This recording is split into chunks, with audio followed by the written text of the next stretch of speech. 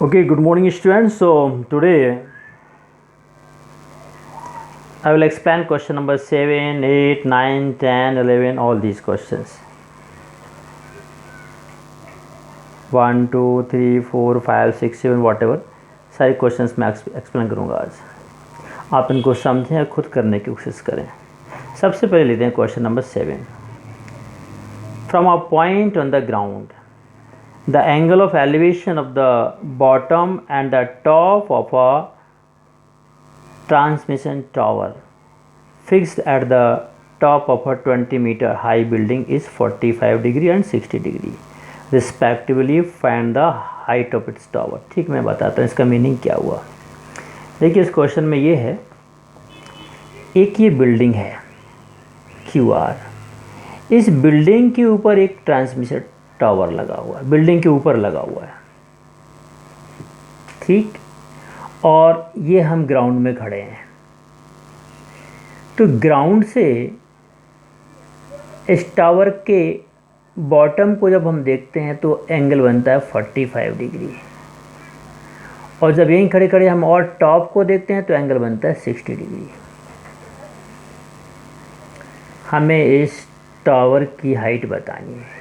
Given में हमारे पास सिर्फ कितना है, QR 20 मीटर।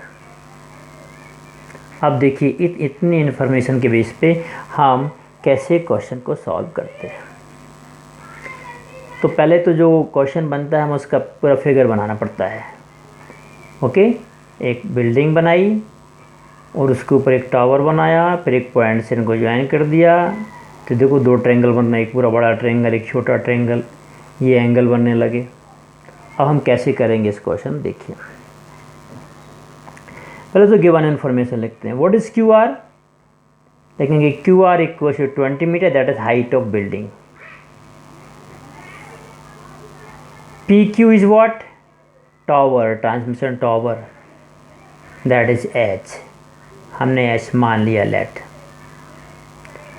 और ये दो एंगल दिए, एक ये एंगल दिया है 45, तो लिखेंगे PSR, जिस पे बन रहा हो बीच में angle PSR, sorry QSR, that is 45 degree, और PSR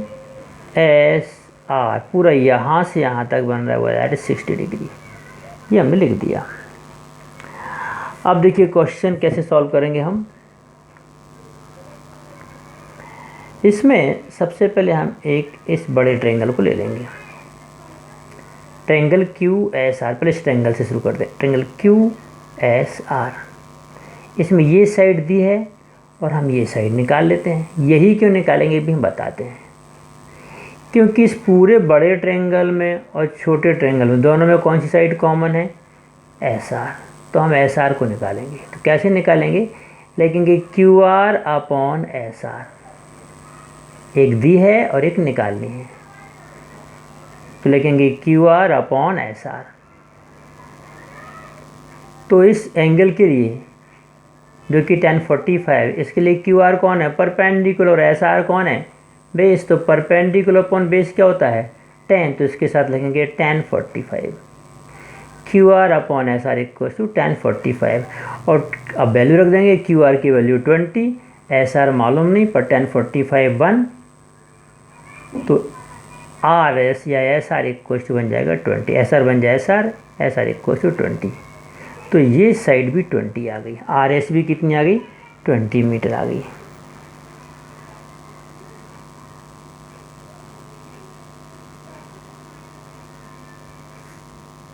ठीक है, ये भी 20 आ गई। अब इससे क्या फ़ायदा हुआ हमें, अब देखते हैं।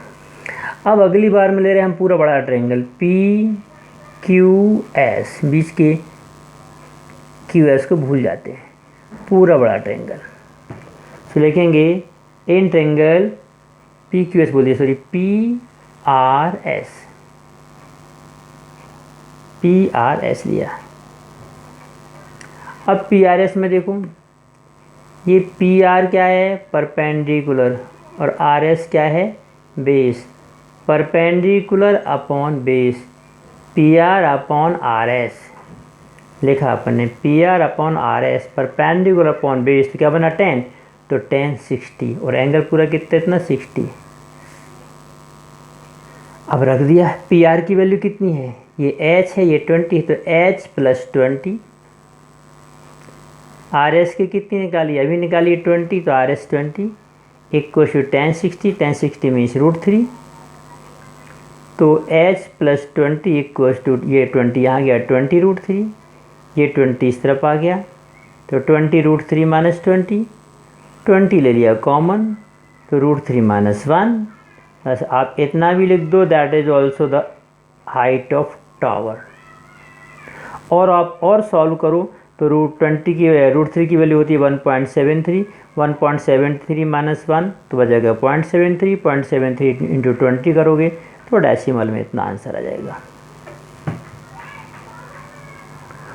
ओके, सो इस तरीके से अब आपको ये क्वेश्चन करना था, ठीक है। इसको बार बार देखें, अगला क्वेश्चन इसी वीडियो में आगे चलते हैं। क्वेश्चन नंबर 8 पे आते हैं।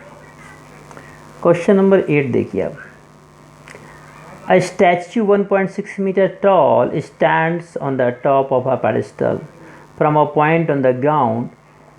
The angle of elevation of the top of the statue is 60 degree, and from the same point the angle of the elevation of the top of pedestal is 45 degree.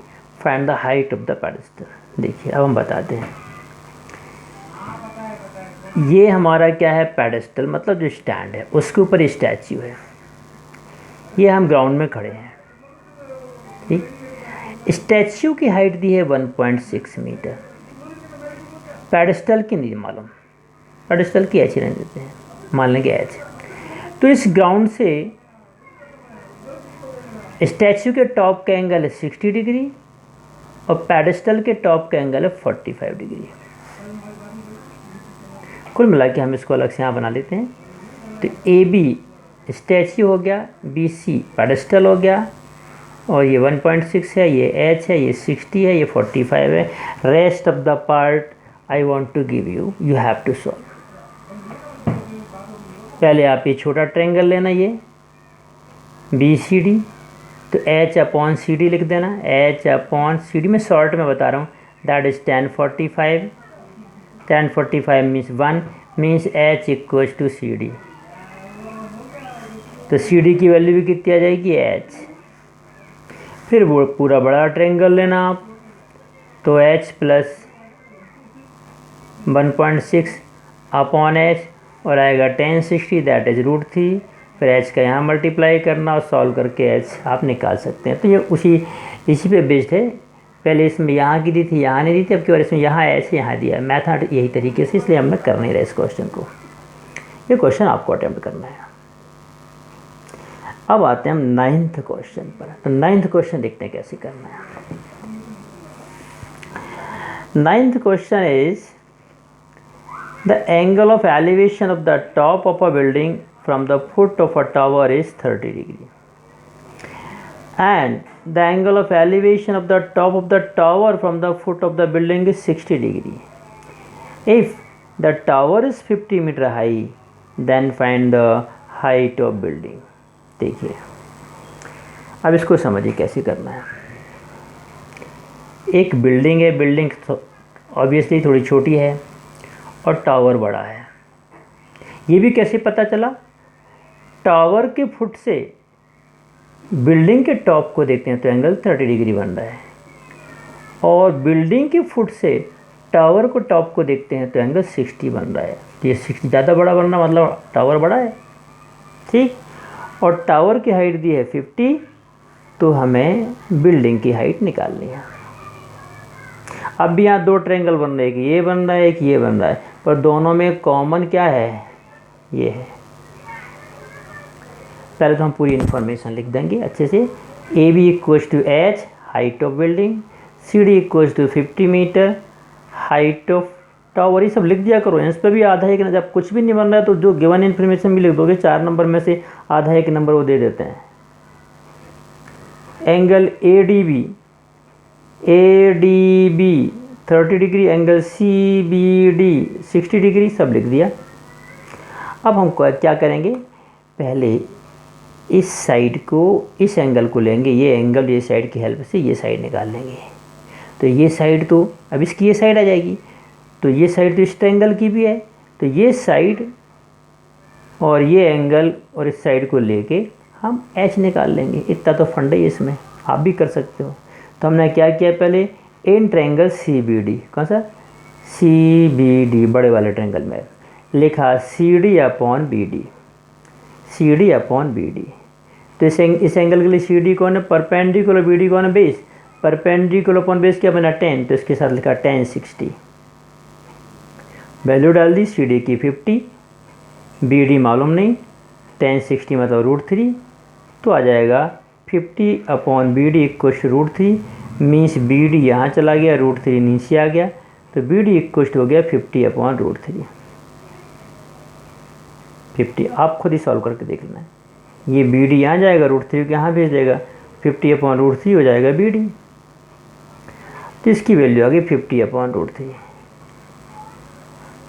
अब हम इस triangle में आ गए, in triangle A B D, in triangle A B D.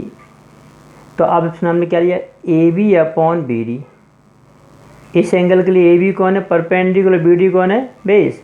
Perpendicular upon base बना tan 30, A B upon B D equal to tan 30।